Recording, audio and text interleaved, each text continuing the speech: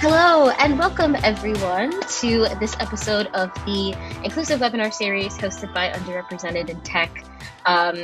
Before we get started, we do have to take a moment and thank our sponsors, without whom none of these webinars would be possible. So I want to send a quick shout out to Crowd Favorite, GoDaddy Pro, Howard Development and Consulting, Paid Memberships Pro, WP Speakers, and Yoast SEO. It was very important to us here at Underrepresented in Tech for us to be able to compensate the people who are working on this webinar as well as our panelists. So our sponsors allow us to make that happen. This episode of the webinar is focusing on people who are younger than the average person that you might see working in tech. So everyone here, aside from myself, is aged 25 or younger. I won't ask everyone to share exactly what their age is unless you would like to. But typically, the average age of the person that we tend to see in technology is usually around 30s, mid 30s, early 40s. So the fact that there are tons of younger people working in tech right now and representing this next generation of thought and talent and skill is extremely important. And so we wanted to talk to these folks and learn more about them and their experiences. So with us today, we have Allison Dye. Allison is a self-employed freelancer supporting organizations with their online presence and communication through their websites and social media. And she is passionate about disability advocacy, creating art, and making real-world impact through digital communication. We also have Sophia DeRosia, who is an aspiring marketer with around 10 years of experience in the WordPress community, and Tycho de Valk, who has been working with WordPress for 3+ years. And earlier this year, they started their very own web development agency, which is called Phileas Web Solutions. So thank you so much to all three of you for taking time out of your day today and being here with us. Cool. So we'll go ahead and dive into the very first question. What do you wish that people knew or understood better about what it is like to be younger working in tech right now? I think it would be incredibly helpful for employers or people who are looking for a particular skill set to understand that that skill set can be taught. And that especially now that people our age are understanding that college isn't necessarily the way to go, and that things like internships, or I almost feel like a lot of like say online stuff, marketing development, whatever, is almost more like a trade than it is say like a typical career path that you would go to college for. And I wish that more employers would prioritize like not skill set, I can't think of the word, but like say personality, or the like communication skills, things that people can be really really good at that are a lot harder to teach, and be more willing to train somebody up. Because if you go to any, like if you go and work at Target, they teach you how to do all of the things that you need to know, and they don't expect you to know anything. And a lot of people work really, really well in that environment simply because they're taught expectations up front, and they say, this is your goal, go and do it. And I wish more people would do that. That makes a lot of sense. So like what I heard at the beginning of that too was like prioritizing like softer skills, like the things that Yeah, you soft kind of as a skills. person are naturally good at, right? And then maybe training up the hard skills and so on. Yes, exactly. Yeah, that makes total sense. Absolutely. I would also agree with that. That's kind of something that came to mind when you asked the question, was that I feel like oftentimes because the WordPress community, the average age is older than, their 20s, they're expecting to see like a large amount of experience. And this is speaking just generally. It wasn't my experience, but I know that it happens to a lot of young people where they need like 10 years of experience. And it's like, well, I've barely been out of school that long. So I think just a greater understanding that like we're not babies anymore. I mean, it sounds silly to say, but like it's true. Often we're still looked at as children, but we're here ready to work and learn and have a job that we do well. And if we're seeking the opportunity, I feel like they could trust that we're ready to learn whatever we need to do our job well. Yeah, absolutely. Tika, what do you think? Yeah, I would agree with that as well. I feel like sometimes you're being underestimated a bit just because they see your age and they're like, nah, there's no way. But as you guys said, that's not always the case. I feel as though in a lot of ways, you know, yeah, like looking at a resume and seeing an age, sometimes that's a value add, right? Of like this person is a fresh set of eyes. They've not been maybe, you know, in this field or in this industry as long, and so they look at things a different way. They interact with the world a different way. And as people working to build things that others use, right? Websites, applications, whatever that case may be, a lot of people who use these things are younger. So you'd want someone building that thing to have that, you know, unique perspective as well. But yeah, I love all of that. So for you personally, and we can speak about this generally as well, what do you think is the biggest challenge facing you as a younger person working in tech at the moment? So I think for me, it was the hardest challenge was probably when I started working at Yoast, which was when I just turned 14. And to be fair, nobody thought that I don't think everyone thought that I could do the job that I was gonna do. Mm. Like some people did, but most I was in a team of like I think 20 plus people in the support team. I don't think most people thought that I could do that. So I felt like I had to prove myself a bit more, which also makes sense because, well, there are not many 14-year-olds on that team. But even after that, I feel like people would still not always take you seriously. So most like what I'm hearing is like being taken seriously in whatever it is that you're trying to do if you're on a team of people who are older than you, like living up to that assumption or removing that assumption. Yeah. And it usually isn't the people that I work closely with, but more the Mm. people that are like, I don't work that closely with, but they know what I do. And that's it. Right. That's So they don't work closely enough with you to see that you know what you're no, doing. exactly. Yeah. Right. Yeah. Yeah, that's tough. That's tough. For me, it was finding those opportunities to be engaged in as a person who isn't proficient. Is that the word that I want? Proficient in, say, development or like a very clear, easy, this is how you get involved. Like if you go to, say, like a kids camp, it's always this is how you make a website and this is how you code something. And those are not the skills that I am particularly good at, really at all. And so trying to get involved and find opportunities other than tech support or like junior dev somewhere was always really hard, and I had to work very hard to like gain connections and really like dig in and just hope I was lucky enough to find something, and that was a really bad strategy. Yeah, I can understand that. Allison, what do you think? I think that the biggest challenge for young, I mean, I can't speak for all young people, but for a lot of young people, is that we prioritize different things in a workplace. Um, Mhm.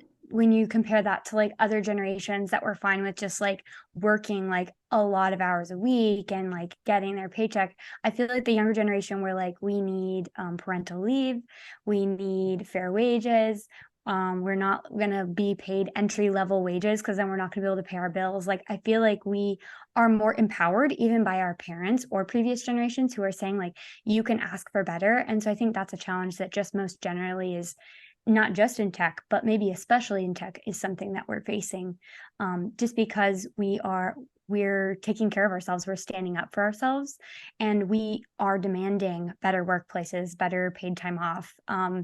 And it's not easy because the way the system is designed, it is very much an old system, and people were pretty content with the way that things were. I think we've made a lot of progress just in the fact that so many women are now in tech as well. Like that's huge progress. But I think that as a young generation, we still see a lot of work ahead of us.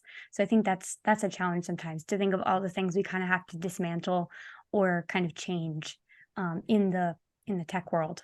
Yeah, absolutely. And I mean, I remember even just, you know, 7 years ago or so when I started working in tech, um, having more of a sense of like work-life balance of like, yeah, I'm not going to work 50 hours a week. Thank you so much. I'm going to take care of myself and I'll see you tomorrow at 9 a.m. or whatever. And having older coworkers who are like, well, I am going to work all of those extra hours, and how that made me then look like lazy, or, like I didn't want it as much because I, like you said, prioritize different things differently. I can definitely identify with that.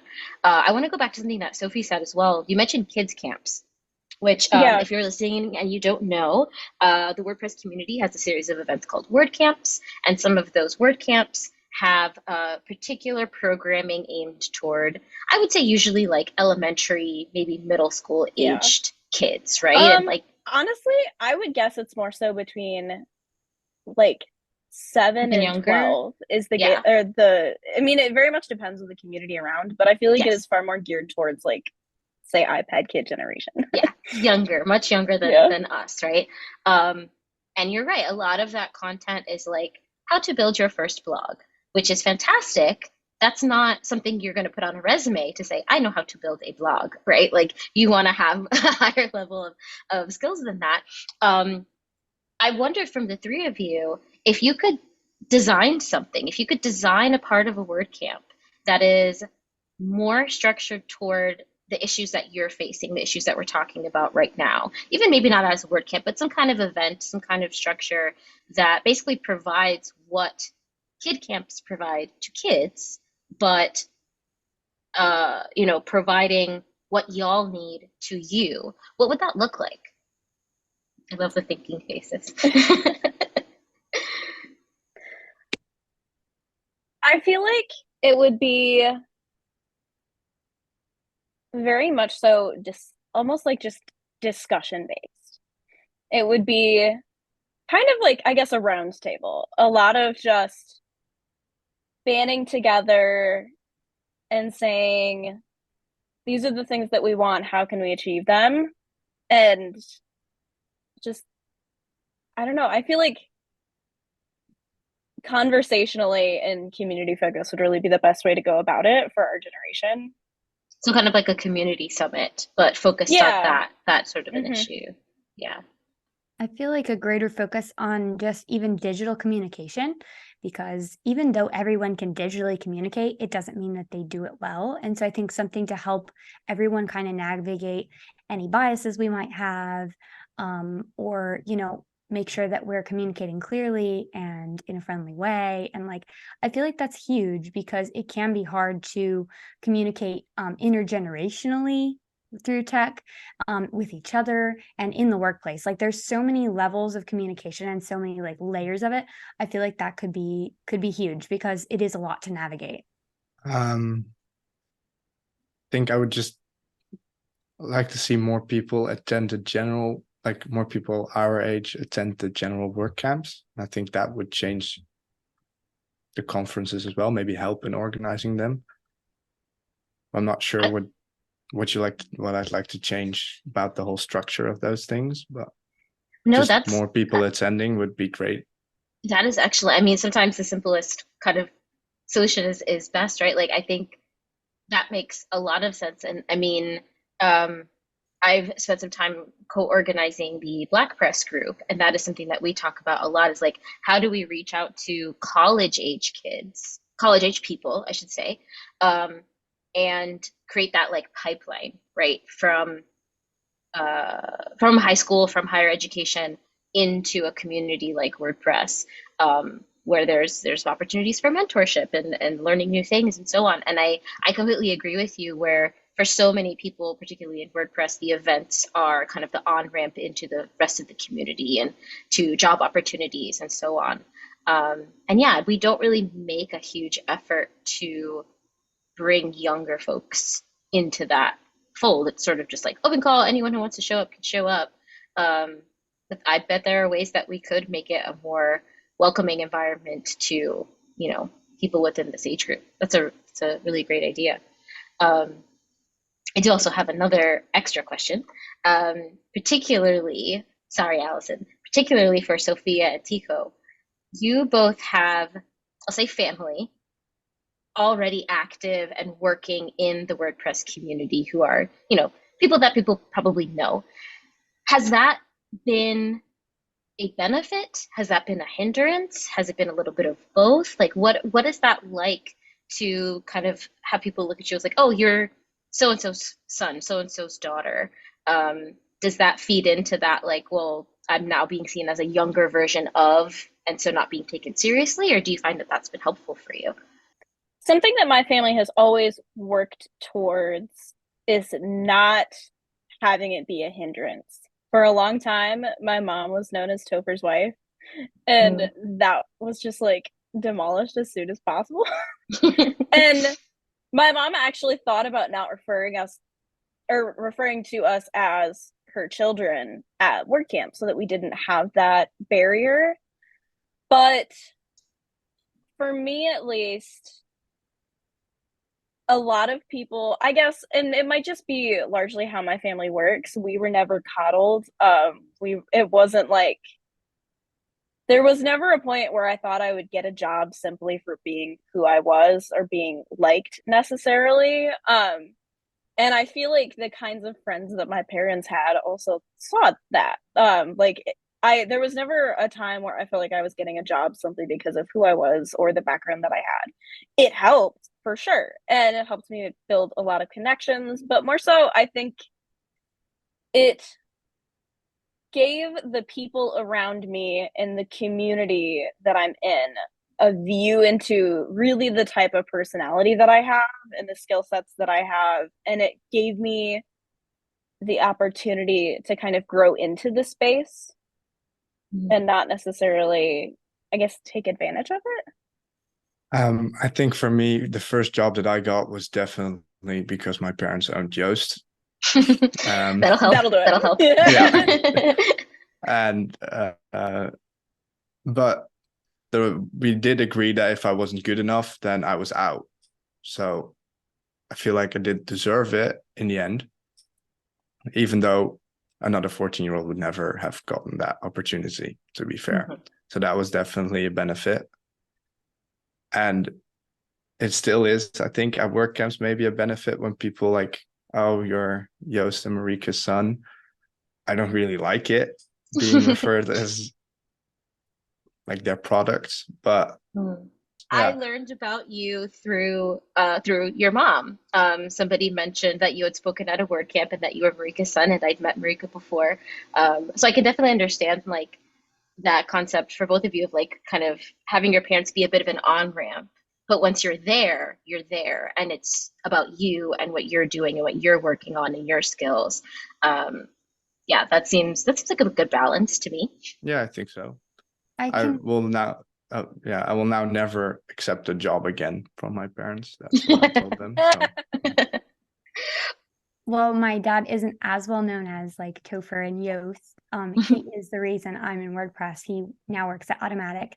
Oh, Um, awesome. I didn't know that.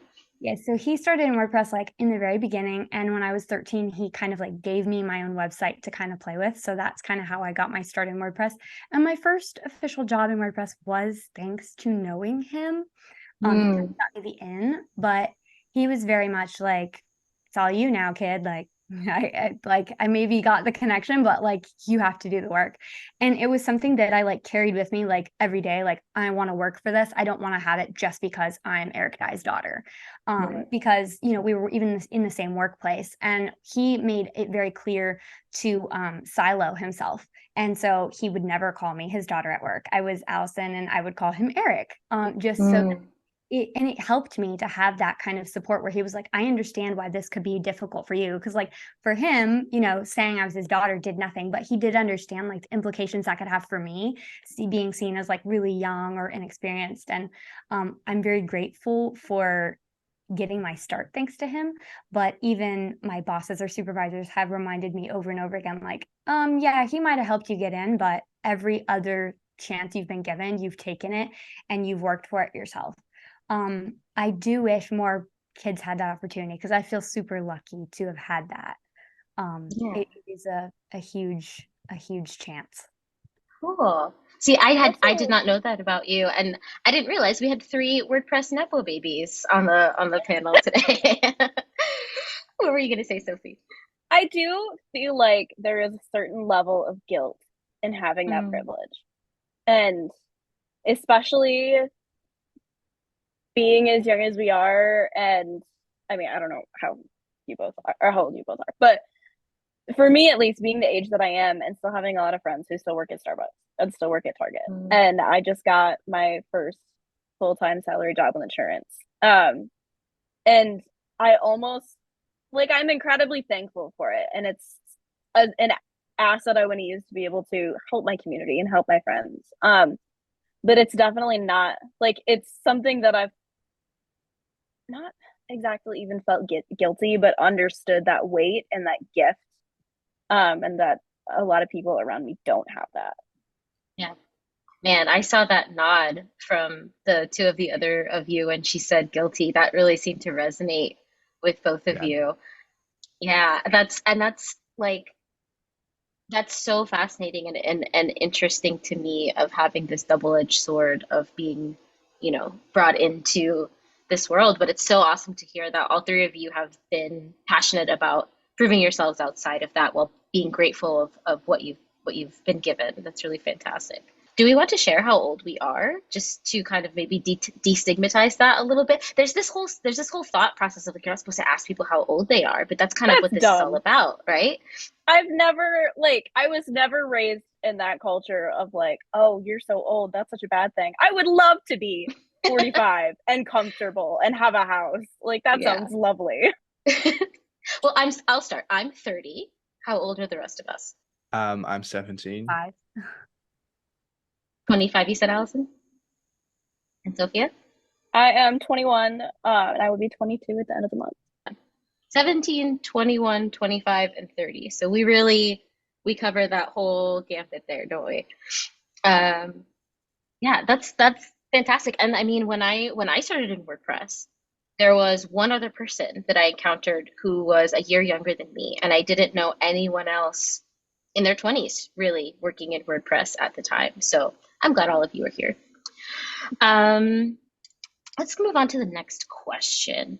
Um, and I wonder if this applies to y'all. What are some communities or organizations or groups or companies or anything like that in tech right now that you feel like, of all the stuff that we've talked about and all of the challenges that you've faced within your age group, what are some groups that you see that are doing things right, that are helping you, that have the kind of mindset that you would like to see for the challenges that you're going through?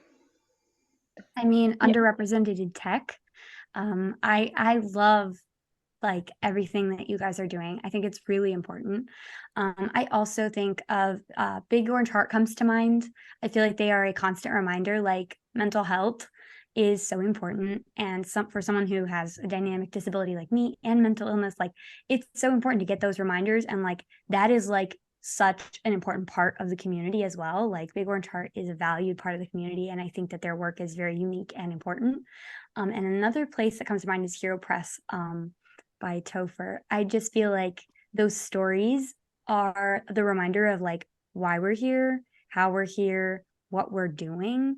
I think they're a reminder of the soul of what WordPress is and should be. I'll make sure that Michelle knows that you said all of that because she's behind two of the three things you just mentioned. I would say, so I actually just got hired by Paid Memberships Pro. And the attitude that they have had towards hiring somebody my age, is I got hired on to be on the marketing team. The current marketing manager was also hired on very, very young. And they helped her grow into having this career. And I appreciate the value that they have in understanding the heart, like the difference between the hard and the soft skills, and really just prioritizing that, and that it's I sorry, I cannot compile thoughts at the moment. It's prioritizing that human aspect, and that we are just people who just want to pay our bills, and we want to live our lives, and we need a career, and we want a career, but the first, like, what comes first is paying the bills, and I haven't, it's been, I mean, it's just tricky to find something that prioritizes that humanity. I think for me, it might be a bit different than for you guys. I'm still living at home, still attending high school. So I'm not working full time. I don't really have to worry about paying the bills. So I think for me, it was Joost who gave me the chance to work there and the people that gave me the chance to work there. And like lately, I think just the organization of work camps, where they let me speak at Work Camp Europe, which was great, which I didn't expect, but that really helped. That was really cool. Yeah, absolutely. And but I love that for you because you have time to, once you're done with high school and you are then working full time, these places exist for you to come find, and I'm sure more places will crop up for you to be able to find as well, and we'll all be here waiting for you to make sure that you succeed. And speaking of such, I know that as I started working my way up through WordPress, I was lucky enough to find a lot of mentors, older people who had been doing this longer than me, who were already at where I wanted to be, who have been able to open doors for me or give me advice or call me out when I was not thinking of something the right way or be there for me to talk through things with. Have y'all found those people in tech? How have you found them? Where have you found them? Yeah, I think there's been lots of people even along the way, even if they weren't like continuously mentoring me, just like people who gave me a leg up. So I mean, my dad was the first one, right? But then there were other people too, like Milos Milosevic always like believed in me.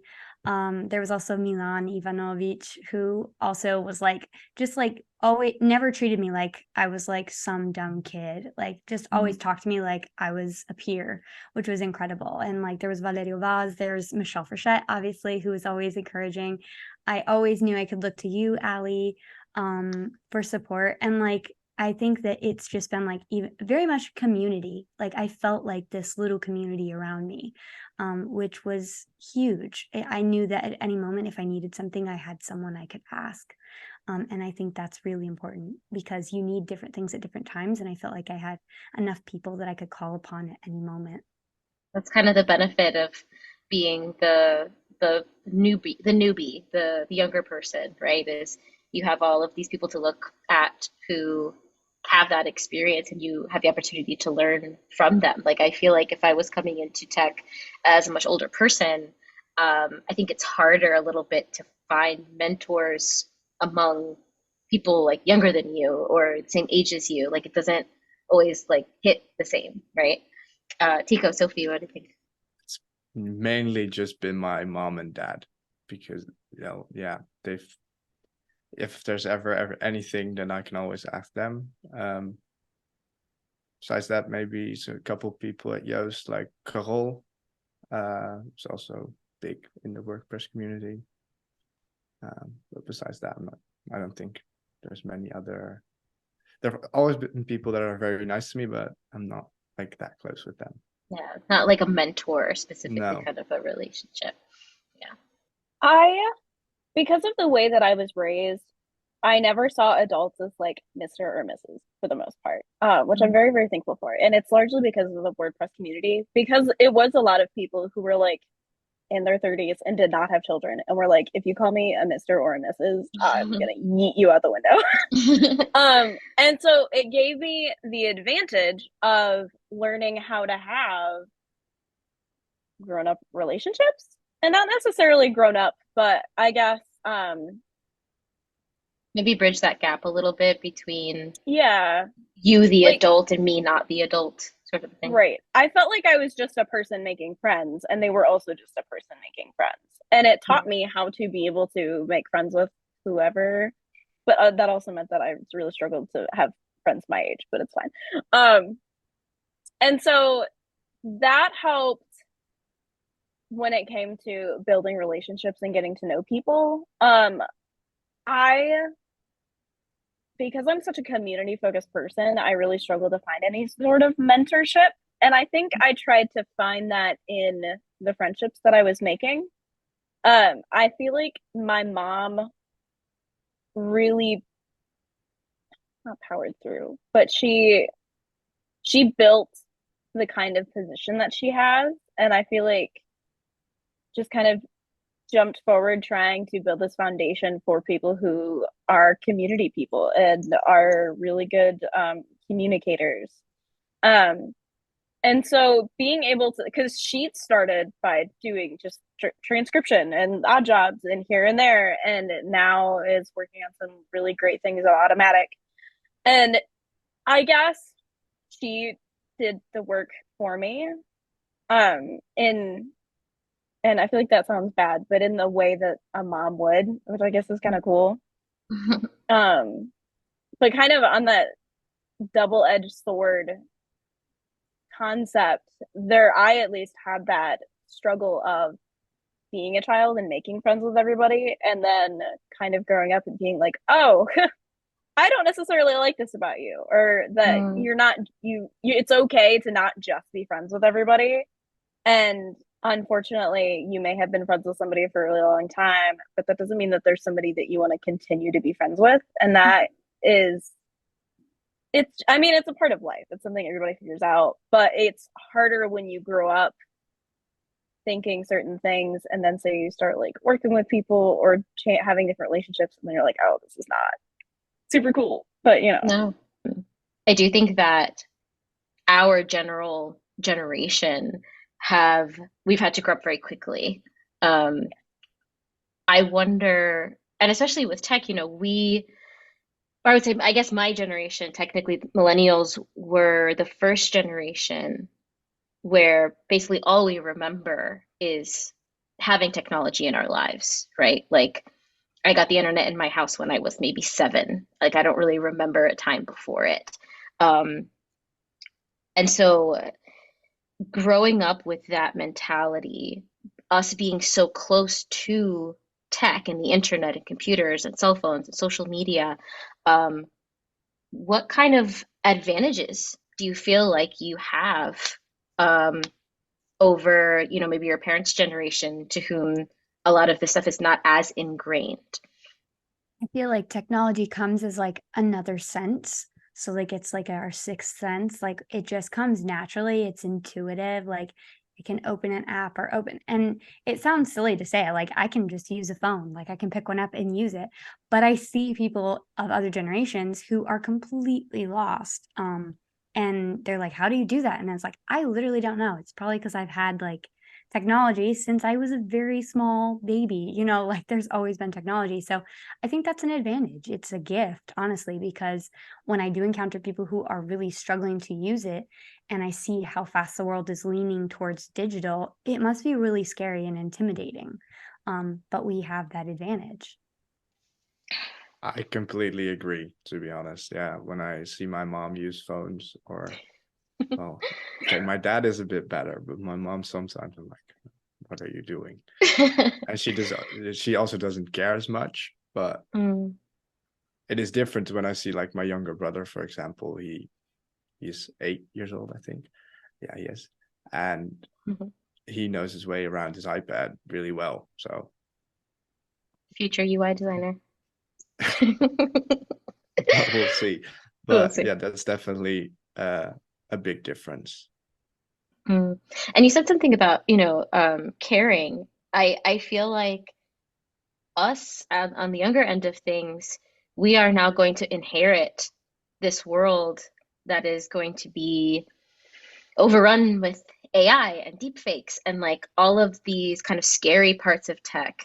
Do you feel like we have a responsibility, as far as the younger generation in general, to be more present in the creation of the technology that we're using to keep it safe and ethical and, all of those good things, because it is so ingrained and intuitive to us? I think it's the same as like raising a child in a world that is imperfect. It's just doing your best. Get involved when the opportunities come to you. Raise awareness for things that are safe and aren't safe. And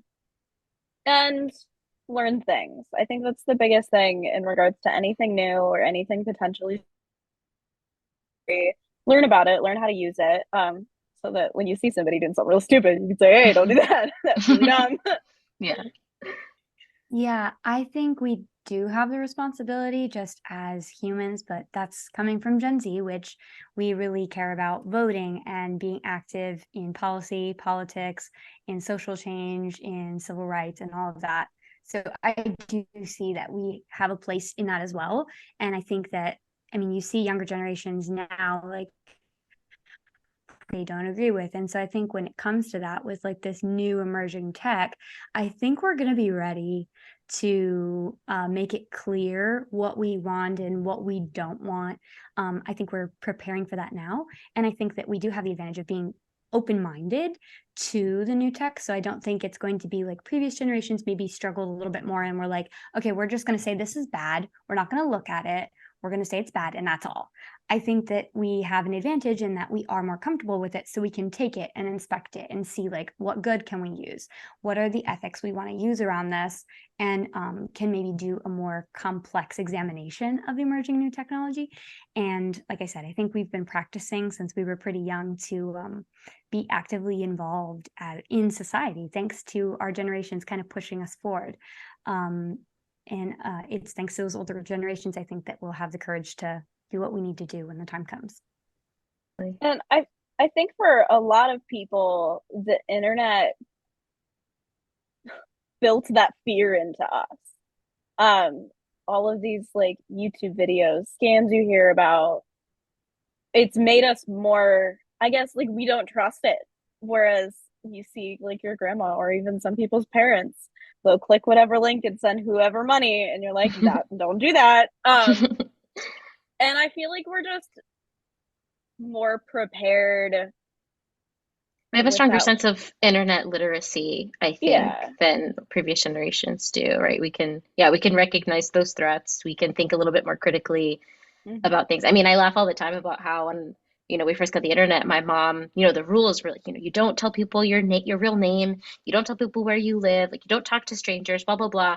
And, my whole job now, as far as WordPress is concerned in the community, is like talking to strangers on the internet and like putting my name out there, traveling to other states to meet strangers at WordCamps, right? Like the rules tend to change so much and we have to be adaptable to that. All right. Well, that's all the questions that I have. Did either of the three of you, would you like to add anything? Would you like to um, mention anything that you didn't get a chance to mention or ask a question to the other three of us that you didn't, that you'd like to pose? We have a little bit of extra time. I wanted to say back to what you were saying. I'm gonna need you to tell me the question again because I don't remember it exactly. But it was something about how we feel like we have an advantage in regards to being raised in an internet world. Right. I have found that largely in communication, especially in, like communicating with people online. It's usually over chat. And a lot of people don't know how to convey emotion or thoughts or social Tone. cues, even. Yeah, through written communication or even writing like articles or blog posts. It's moved into a far less of a rigid school like writing project and more so into a conversation with a person. And that's something that anybody from our generation just does. Like, I've had people send me articles and I'm like, this is not helpful. And really just being able to connect that, I guess like very hard English basis and make it more conversational and human focused because it's all just becoming it's all mixing together. Yeah, that's a really good point. Yeah, I think we have really mastered being able to communicate things like tone in a written way. Like I feel like I've had a lot of experiences like in a Slack channel, maybe speaking to like an older person and thinking like, why are they so angry? Or like, why are they annoyed at me? Or, whatever. And it's just the way that they know how to type something is different from the way that I would do it. And vice versa. I've had like people email me. Like, I think we understand also the difference, and correct me if I'm wrong, the difference between like how you would write a text versus how you would write a tweet versus how you would write an email to your boss, right? Like they're Hmm. all very, very, very different things. And I've encountered older people who write them all the exact same way, either overly formal or not formal enough. And it's sort of like these are all very different. And I think that we understand when you're in different places on the internet, there's a different context, there's a different language, there's a different way of approaching it. And I think that that's a very sophisticated talent that we have as far as communicating via language. I totally agree with you, Sophia. All right, so we'll go ahead and close out there. Thank you so much, Allison, Sophia, Taiko. Thank you so much for spending time with me today and talking about this and sharing your stories. It's really, really valuable. Thanks for having us, Allie. Thank you for having Yes. us. Yeah. And thanks for listening. Of course, I'm here for all of you. The first time I met Sophia, I feel like I had like a moment where I was like, "You're so amazing," and like, "I want to be a mentor for you. I want to be here for you." And I Aw. definitely feel that way about all three of you. If any of you ever need anything, I want to see the next group of people, the next wave of talent come through this community and grow and thrive and succeed. So I'm really happy to be able to chat with all three of you today. Really quick, before we go, we do have to send another warm shout out to our sponsors. Crowd favorite, GoDaddy Pro, Howard Development and Consulting, Paid Memberships Pro, WP Speakers, and Yoast SEO. Thank you so much for making this event possible. If you'd like a transcript of this conversation that we've just had, if you'd like more info on the sponsors, and if you'd like more info about the speakers, there is a link to the Underrepresented in Tech website where you can get all of those things. And if you would like to join us for any of the previous webinars that we have recorded, links to those are on our website as well as here on the YouTube channel. So thank you so much for joining us for the webinar, this one and the previous ones. Thank you again to our panelists, and we'll see you next time.